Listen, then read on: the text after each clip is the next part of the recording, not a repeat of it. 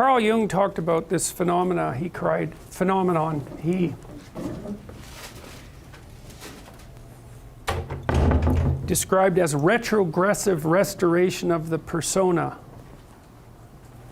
And so it's a complicated idea, but basically what it means is that sometimes you take a leap forward and you learn some things, but you can't catalyze a new identity, so you try to go back and hide in your old identity. And that actually doesn't work, because, well, things have changed and you've learned something, and that isn't who you are anymore. And so it's like you have to cut parts of yourself off in a destructive manner to fit back into the person that you were. Now what happens here is that Pinocchio escapes from this tyrannical situation and undergoes this descent into chaos, but he tries to go back home. He tries to go back to what he was, and he can't do that anymore. His father isn't at home anymore. And so when he goes home, he finds that there's no home there. Now, this happens to people sometimes, and it's often a shock to them. So one of the things I've noticed about Peter Pan type, I'm going to speak about men here because I've observed it more in men, is that they'll often stay under the thumb of their father. And you think, well, why would someone do that? Because it means they're subject to the tyrannical judgment of their father. They're always concerned about what their father would think, or whether their father approves of them, and so forth. And you think, well, that's got to be an unpleasant place to be. Why would you do that?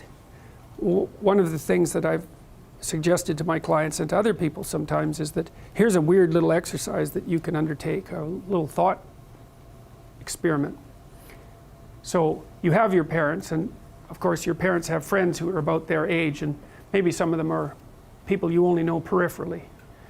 And I might ask you, well, do you care more about what your parents think than you care about what these peripheral people who know your parents think?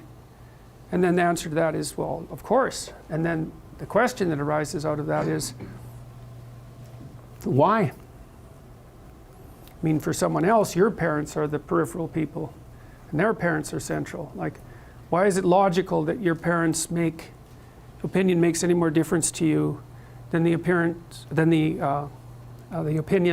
of some randomly selected people who are approximately that age? Why is it the case that you would consider that they would know more than someone else? I mean, I know they know you better, and fair enough, but that's not the point. And then another point there is that to the degree that your parents' opinion about you matters more than some randomly selected people of approximately the same age, Jung would say, well, you haven't exactly separated out the God image from your parents, and so you're still under that combination. It's like, it's a complicated thing to talk about, but think about the Harry Potter series. Harry has two sets of parents, right? He's got the Dursley parents, and then he's got these like magical parents that sort of float behind, and he should know the difference between them. They shouldn't be one and the same. They're not for him. And it's like, well, you have your parents and you have nature and culture as parents, and you shouldn't be thinking that your parents are nature and culture as well. They shouldn't have final dominion over you. It means that you're not an individual yet, if that's the case. Freud said, for example, that no one could be a man unless his father had died. And Jung said, yes, but that death can take place symbolically. Okay, so there's that part of the idea. And then another part of the idea is, one of the times in your life when you actually realize that you're an individual is when you'll go and ask your parents something, and you'll realize they actually don't know any more about what you should do than you do. And that sucks. And that's partly why people are often willing to maintain a tyrant-slave relationship with their father. It's like, on the one hand, you have to be inferior in a relationship like that. You know, you've always got the judge watching you. But on the other hand, there's always someone who knows what to do. There's always someone standing between you and the unknown that you can go ask, what should I do? Well, at some point you'll realize that the reason you can't ask that anymore is because they actually don't know any more than you do. And then that's a pain. Like that is a symbolic death. And that's also when you establish a more individual relationship with your parents. It's at that point that you could conceivably start taking care of them instead of the reverse. And that's a time that should come. But you have to let that image of perfection go. And that exposes you. Well, that's what happens here. You know, Pinocchio goes home and he wants things to be the way they were, and he wants to stay under the careful care of the benevolent father, but that's no longer possible. He's past that point, and that's why the father has disappeared.